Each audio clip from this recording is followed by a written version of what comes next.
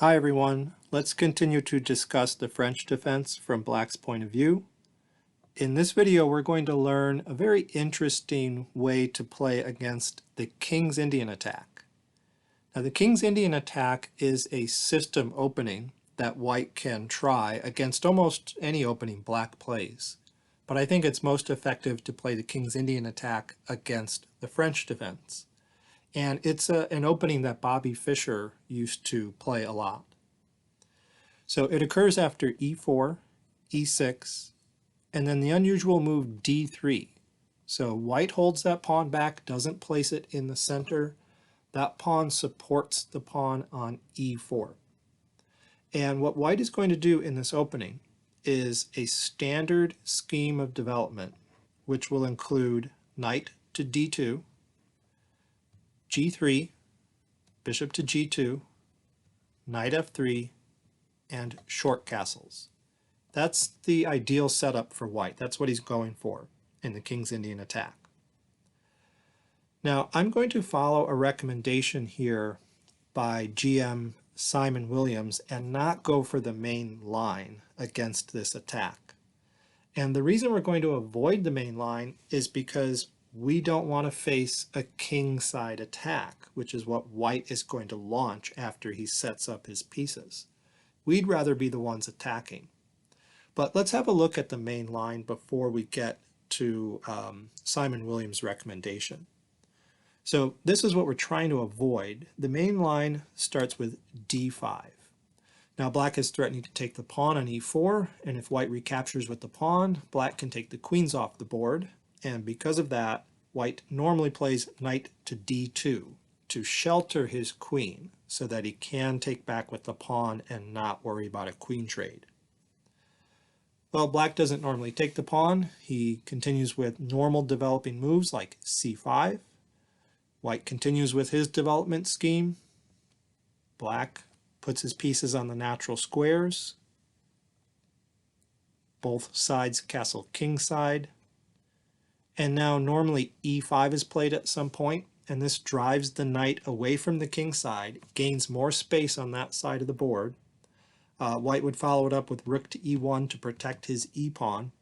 And then White is going to launch a king side attack where he has more space.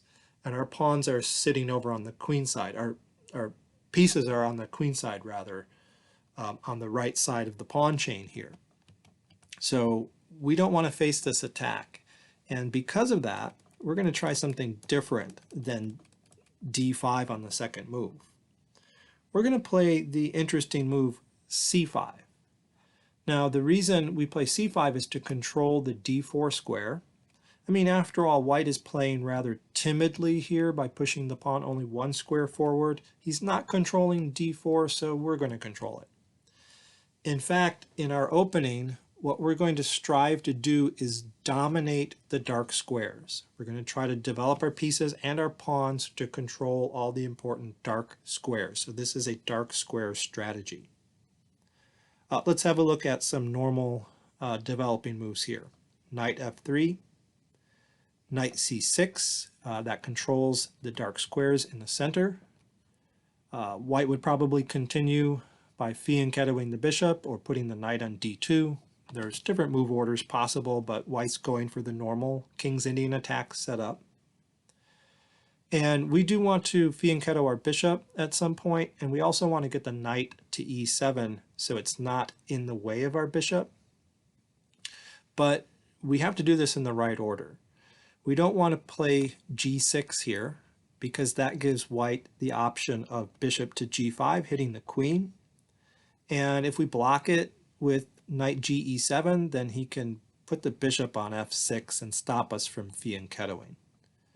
So we don't want that. And if we get the queen out, like to b6 here, hitting the b2 pawn, White does pretty well with knight to d2, knight bd2, sacrificing the pawn. And this isn't the way we want to play. We're going for a dark square strategy.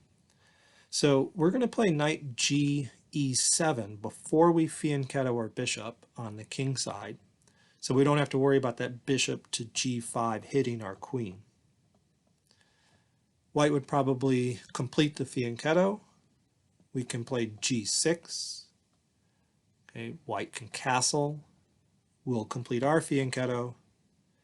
And now rook to e1 would be a normal move here. And that move signals the intent to perhaps push the pawn to e5, since the rook would be supporting that. So as soon as we see that, we have to stop that pawn from getting to e5. We're trying to control the dark squares, so we're going to play d6 to control that square. Okay, then maybe white would expand in the center with c3 to help support a pawn push to d4. Well, we're going to try to dissuade that by pushing our pawn to e5. And this is the setup we're after in this particular opening with this unusual second move, pawn to c5. We're going for this particular setup. We have our pawns here on the central dark squares. Our bishop is fianchettoed, affecting the central dark squares. The knight on c6 is pointed towards the central dark squares as well. The knight on e7 is out of the way of our fianchettoed bishop, and we're ready to castle kingside.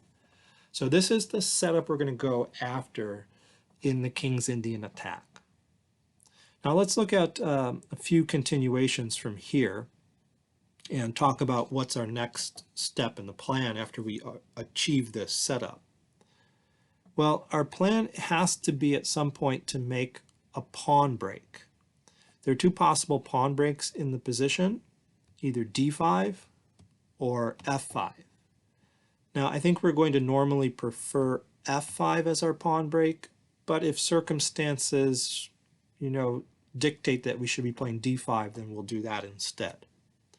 But that's something to keep in mind. We need a pawn break. We need to be castled as well before we do that, but we need a pawn break. All right, well, let's continue from here. Perhaps white wants to develop his knight next, and it can go either to a3 or d2.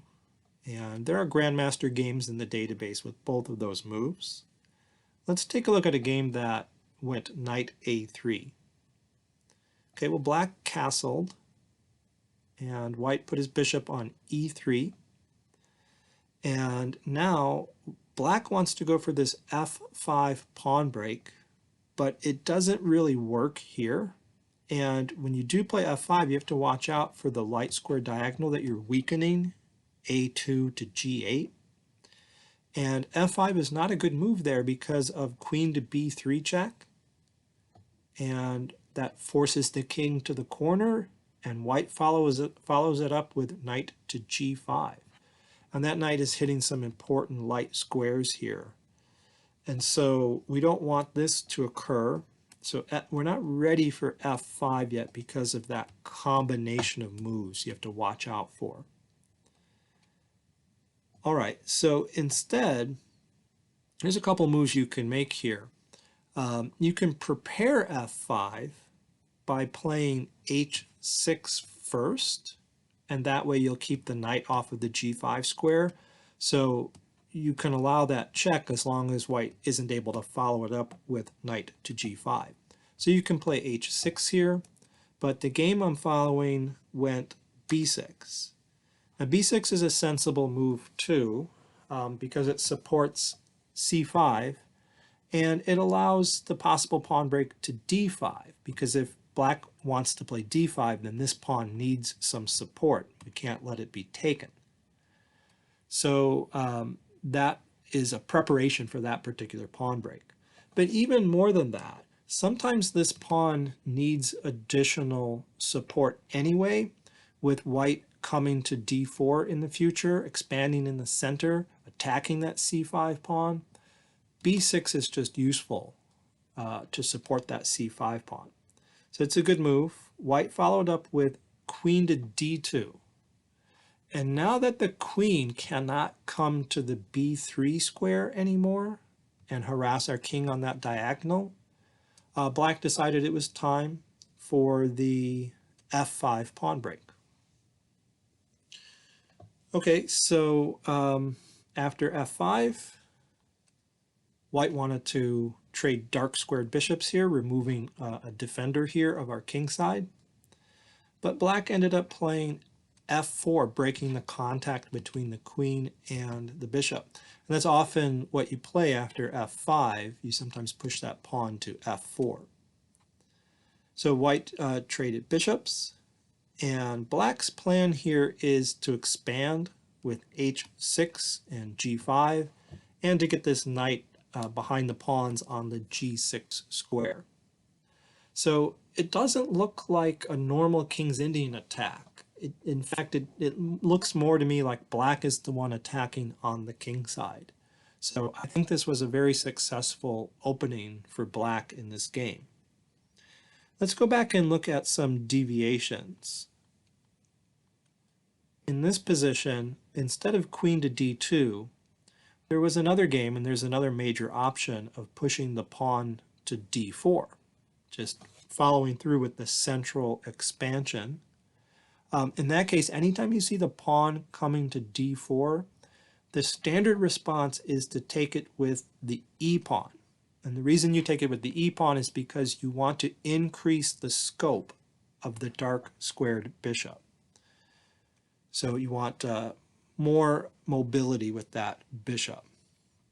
So white took back with the pawn, and now the pawn on b6 is making a lot of sense here because white is threatening c5 twice, and luckily it's defended twice. So we see a good role for that pawn. Okay, then bishop g4 was played, pinning the knight, d5, and then black centralized his knight on e5. And black is doing quite well in this position.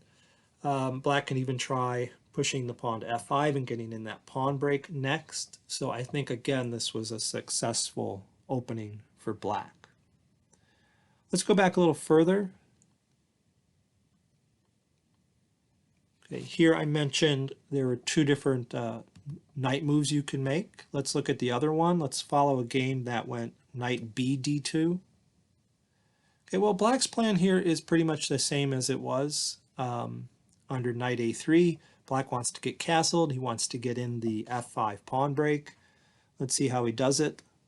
So castle, knight f1. So that's a pretty standard maneuver for that knight.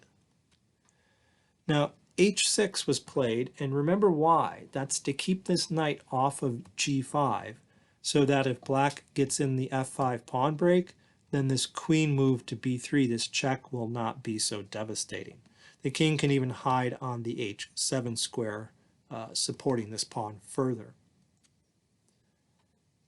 All right, so white played bishop to e3 here, and then black got in that f5 pawn break. Queen d2, making a battery against the h6 pawn. So how does black defend against that? Well, you can move the king to h7, but black found a more aggressive way to deal with that threat and pushed his pawn to g5 to block that battery. White exchanged pawns on f5. The knight captures back. g4 was played. Black took the dark squared bishop off the board and then played bishop to e6. And black's position is definitely better here. He has the bishop pair. He has the f file for his rook. The f4 square is secured. He can put a piece on that square. And he has more central pawns. So he's doing quite well. You may look at that bishop and say, isn't that a bad bishop? You have all these pawns on dark squares. Well, these pawns in the center are not fixed. We don't have a locked center. This pawn can move at any time and let that bishop out. So it's not really a bad bishop. All right, so let me just summarize our goal here in playing against the King's Indian attack, which occurs again after these starting moves. We prefer to play c5 rather than d5. We're going to control that dark square. Eventually, we're going to get our pawns to d6 and e5, and we'll have our pawns sitting on these dark squares. The knight will come to c6, affecting the dark squares in the center, and we're going to fianchetto our dark squared bishop. This knight generally goes to e7 to stay out of the way of that bishop, and also to stay out of the way of the f-pawn, because our main pawn break after we get our pieces developed is f5.